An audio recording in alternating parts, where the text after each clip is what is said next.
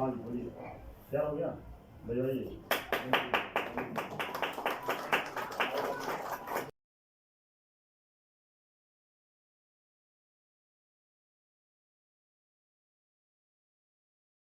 किसी एक बड़े बैंक की कोई एक ब्रांच यहाँ नहीं,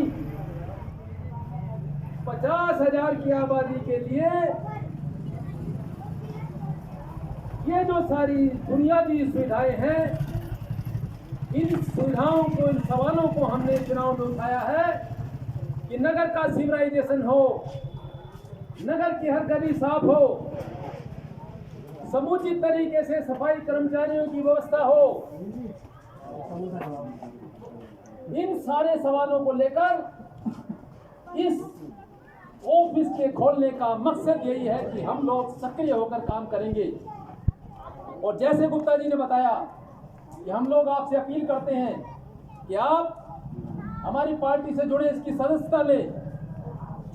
केवल सदस्यता लेकर 5 रुपए की सदस्यता का सवाल नहीं है, सवाल है कि अपने सवालों को लेकर संघर्ष करने का, और जो लोग हमें जाति और धर्म के नाम पर नफरत फैलाकर अपने एजेंडे को चुनाव में साधते हैं, उनके एजेंडे को भी हम लोग परास्त करेंगे।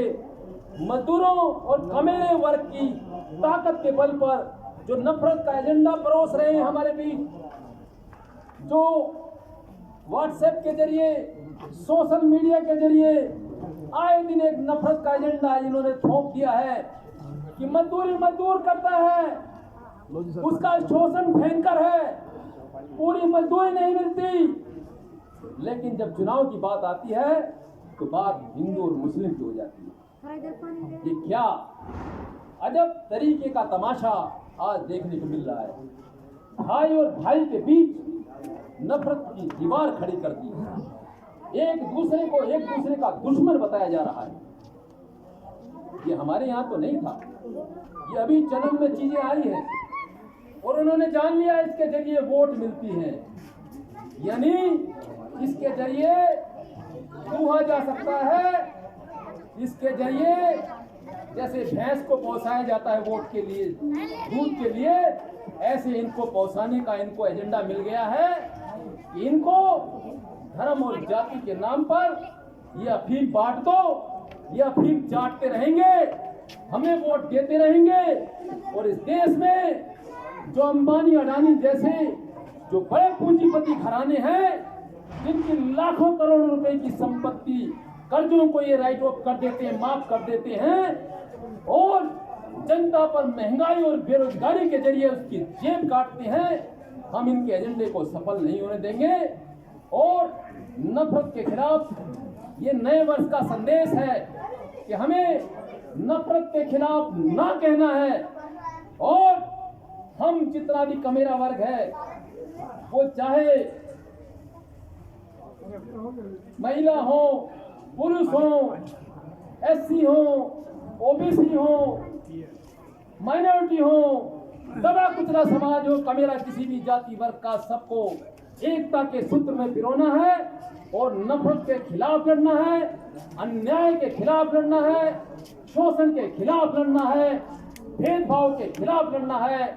और इस नरेगा में मजदूरों की, मेहनत कशों की, इंसाफ पसंद लोगों की एक ऐसी आवाज बन के उभरना है कि वो आवाज यदि हम सब लोग इनको एकता में पिरोएंगे, आने वाले 5 साल में एजेंडा हमारा है कि आने वाले 5 साल में 500 लोगों को लाल झंडे को लेकर नरेगा की सड़कों पर हम लोग उतारेंगे।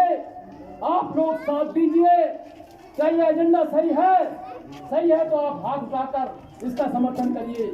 नरेगा में आने वाले 5 वर्षों में 500 कम्युनिस्ट पार्टी के सदस्य हम लोग बनाएंगे और 500 कम्युनिस्ट पार्टी के सदस्य आने वाले 5 वर्ष में लाल झंडा लेकर किसी भी मजदूर पर न्याय होगा, किसी दलित पर न्याय होगा, किसी शोषित पर न्याय होगा, किसी कमेरे पर न्याय होगा, किसी अधिकारी किसी को दबाएगा, हमारे बुनियादी अधिकारों को कोई अफसर छीनेगा, हम उसके खिलाफ उसकी ईंट से ईंट बजाएंगे।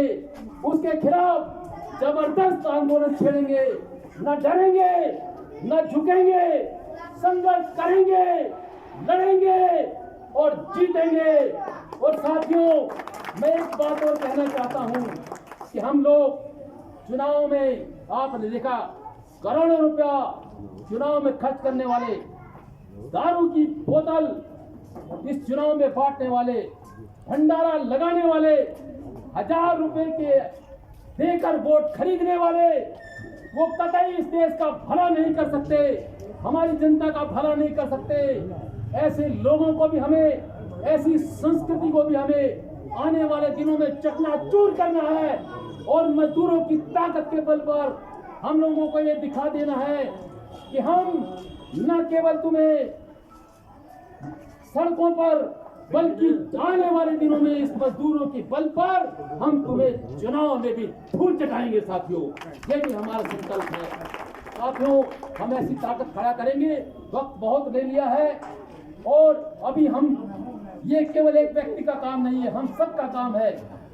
सब लोगों को, जहाँ भी कोई अन्याय होगा, जहाँ भी कोई सांप्रदायिक द्वेष की बात आएगी, जहाँ किसी मजदूर का शोषण होगा, किसी पल्लेदार का शोषण होगा, किसी गरीब का शोषण होगा, तो कम्युनिस्ट पार्टी वादा करती है कि सबसे आगे बढ़कर, सबसे अगली कतार में आप हमें आवाज दीजिएगा, गुप्ता जी को आवाज दीजिएगा, धर्मपाल जी को आवाज दीजिएगा, अनिल जी को आवाज दीजिएगा, भाई संजीव राणा को जो आवाज दीजिएगा, भाई DN सिंह को आवाज दीजिएगा, भाई नसीम रहमानी को आवाज दीजिएगा। हम लोग सबसे आगे बढ़कर अगली कतार में खड़े होंगे। आप पर आंच नहीं आने देंगे। जो गोली लगेगी, लाठी लगेगी, वो हमारे ऊपर लगेगी। हम आपकी अगली कतार में शामिल आगे रहेंगे। इस बात के विश्वास दिलाते हुए, आप सबका आभार व्यक्त करते हुए मैं अपनी बात समाप्त करता हूं। आज आप इस कार्यालय के उद्घाटन में आए, आपका मैं पुनः आभार व्यक्त करते हुए, आपका क्रांतिकारी अभिनंदन करते हुए आज